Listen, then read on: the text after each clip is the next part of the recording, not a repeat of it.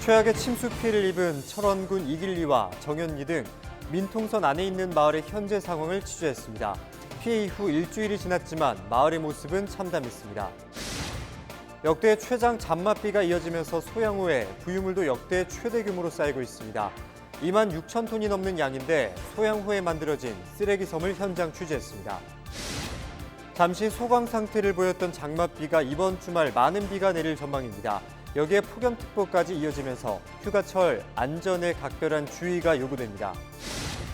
중단됐던 원주 추모공원 진입로 공사가 원주시가 비용을 우선대기로 하면서 이달 말에 공사에 들어갑니다. 하지만 시공사 선정에 대한 문제가 제기되면서 또 다른 논란이 일고 있습니다.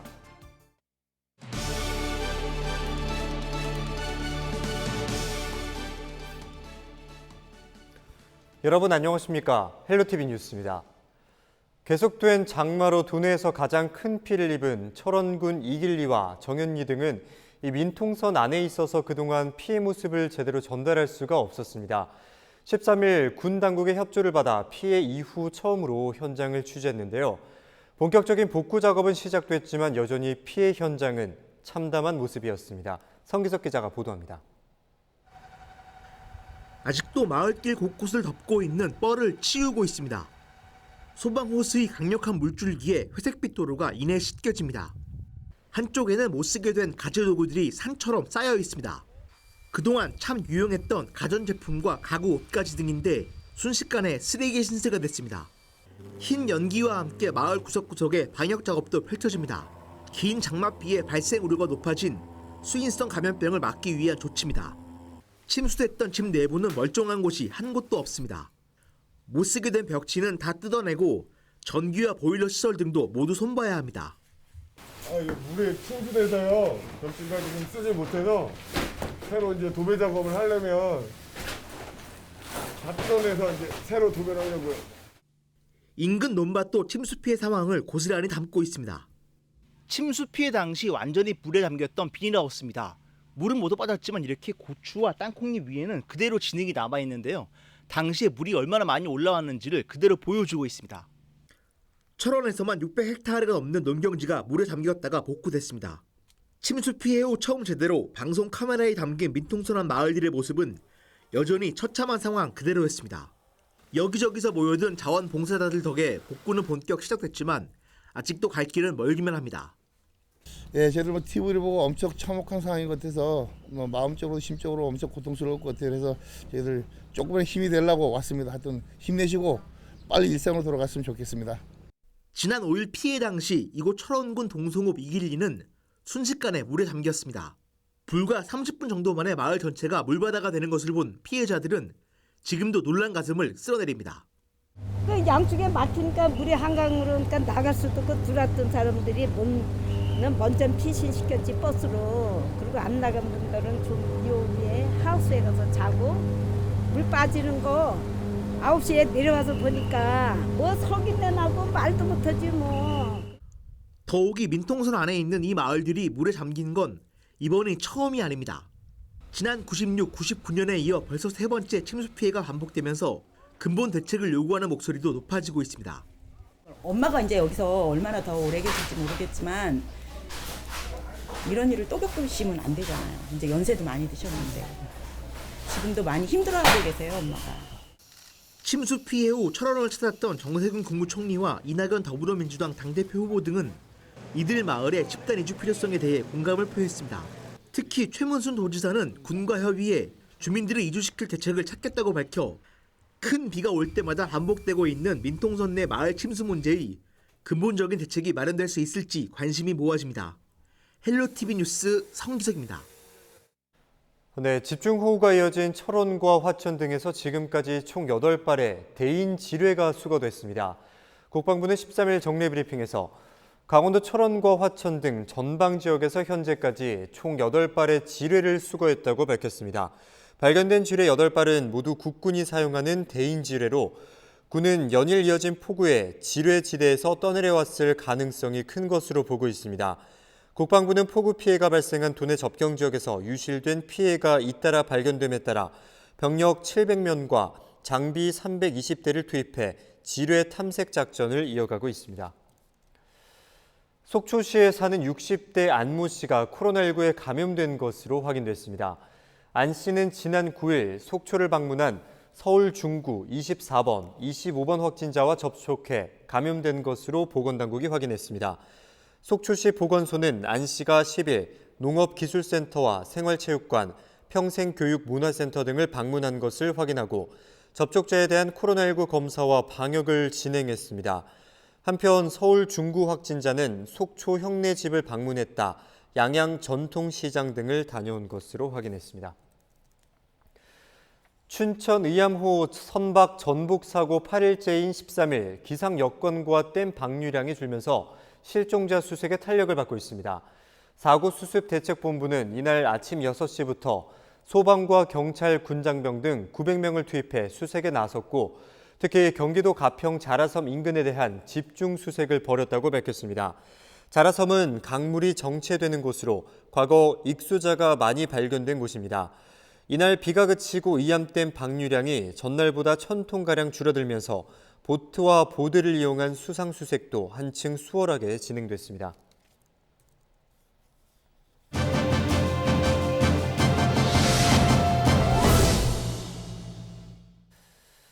네, 이번 장마는 역대 최장인 50일째 이어지고 있는데요. 역대 최장 장마로 인해 소양호에는 역대 최대 쓰레기 섬이 만들어졌다고 합니다. 현재까지 파악된 양만 2만 6천 톤에 달하는 것으로 추산되고 있습니다. 장진철 기자가 현장 취재했습니다. 소양호 상류인 양구대교 아랫부분에 거대한 쓰레기 섬이 만들어졌습니다. 이 같은 거대한 섬은 한두 개가 아닙니다.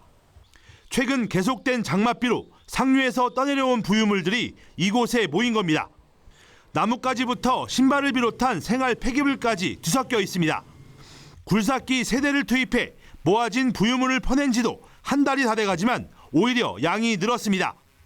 소양호 상류 지역에 이 같은 부유물이 쌓인 건 지난달 중순부터입니다.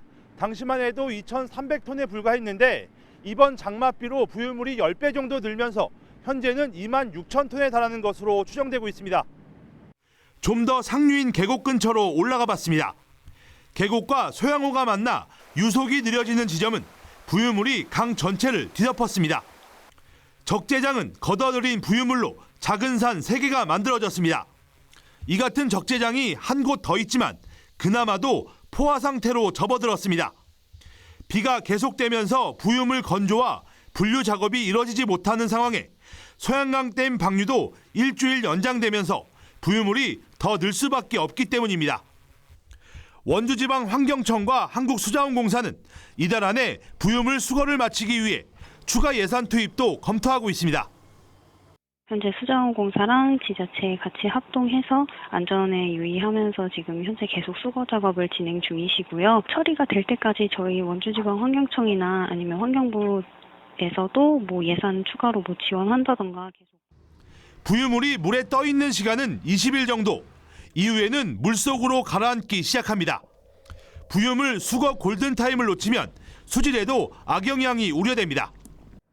제가 여기 온 지 한 10년이 넘었는데 이 정도 쓰레기들이 많이 내려온 건 처음입니다. 어마어마하게 내려왔습니다. 어민들한테 상당한 피해가 있습니다. 이 쓰레기가 내려오고 물량이 많음으로 인해 가지고 고기 잡는 데 애로사항들이 많이 있습니다. 생계 유지에 조금 곤란을 겪고 있습니다. 지난 2017년 8,700톤, 2018년 5,900톤 등 비가 많이 내리는 여름마다 발생하는 소양호 쓰레기섬. 청정 소양호가 매년 여름 집중호우 때마다 쓰레기로 몸살을 앓고 있습니다. 헬로티비 뉴스 장진철입니다.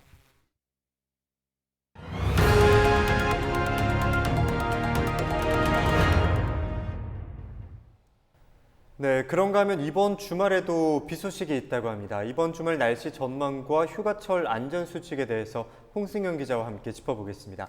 네, 안녕하십니까. 모처럼 해가 뜨고 이제 폭염특보가 계속되고 있습니다. 먼저 날씨 예보부터 짚어주실까요? 네, 관측 이래 가장 길었던 장마가 드디어 끝나가고 다음 주부터 본격적인 무더위가 예고되고 있는데요. 이번 주말에도 비 소식은 있습니다. 네. 강원지방기상청은 13일 밤 영서 지역의 돌풍과 함께 천둥, 번개를 동반한 강한 소나기가 내리겠다고 예보했는데요. 잠시 소강 상태를 보였다가 14일 새벽부터 15일까지 영서 지역에 50에서 150mm, 많은 곳은 200mm 이상의 많은 비가 오겠다고 내다봤습니다.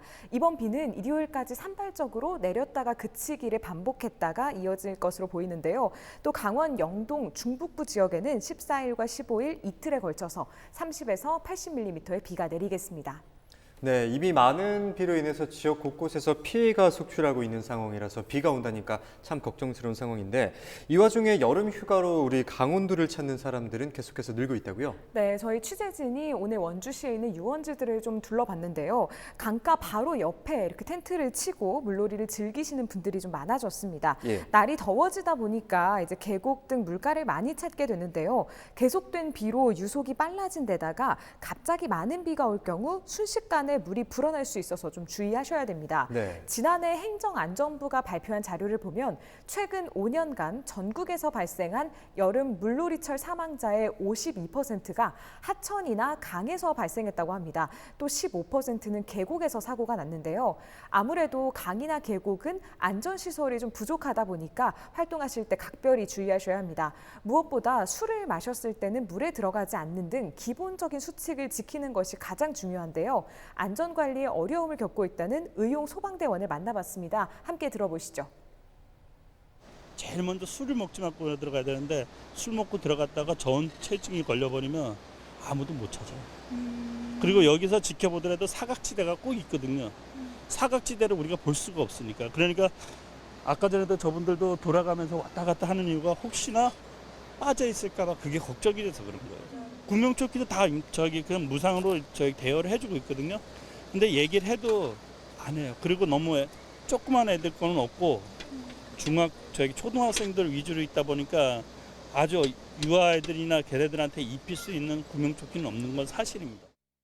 네, 인터뷰 영상 함께 보고 왔습니다. 특히 이번에 집중호우 기간에 이 계곡과 캠핑장 일대에서 사고가 잇따라서 발생하기도 하잖아요.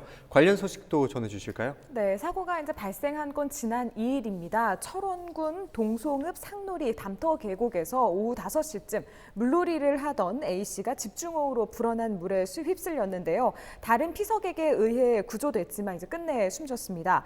또 같은 날 오전 8시 30분쯤 정선군 정선읍 덕우리 계곡에서 물놀이를 하던 10명이 불어난 물에 고립돼서 빠져나오지 못하다가 구조되기도 했었고요.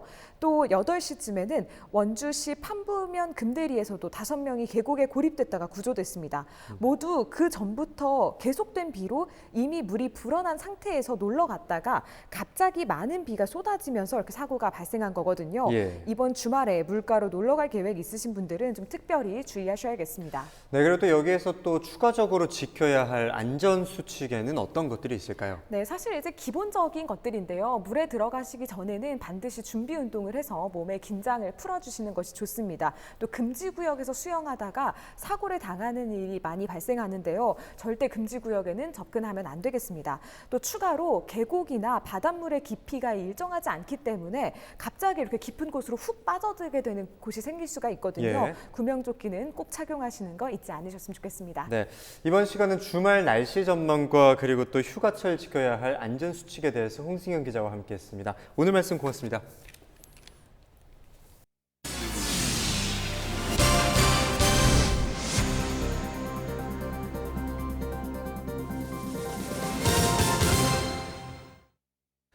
지난해 문을 연 원주 유일의 광역 화장시설에 진입로가 없어 이용객의 불편은 물론 사고 위험까지 낳고 있다는 보도 해드린 적이 있는데요. 이 민간 사업자가 부담하기로 했다가 자금이 없어서 공사가 중단된 건데 원주시가 우선 비용을 대기로 하면서 이르면 이달 말에 공사에 들어갑니다. 시민들의 불편은 해소될 전망이지만 진행 과정에 논란도 있습니다. 이다혜 기자입니다. 지난해 4월 개장한 원주 추모공원, 화장로와 봉안시설, 유골 안치실 등을 갖춘 광역 화장장입니다. 하지만 개장 1년이 넘도록 좁은 임시도로로 드나들어 불편과 사고 위험이 계속되고 있습니다. 민간 사업자가 장례식장 등 수익 사업을 하면서 진입로까지 내기로 한 건데 자금이 없어 공사가 중단된 겁니다. 이용객들의 민원이 이어지자 원주시가 직접 25억 원을 들여 진입로를 먼저 짓기로 했습니다. 이르면 이달 말 공사가 시작될 전망입니다.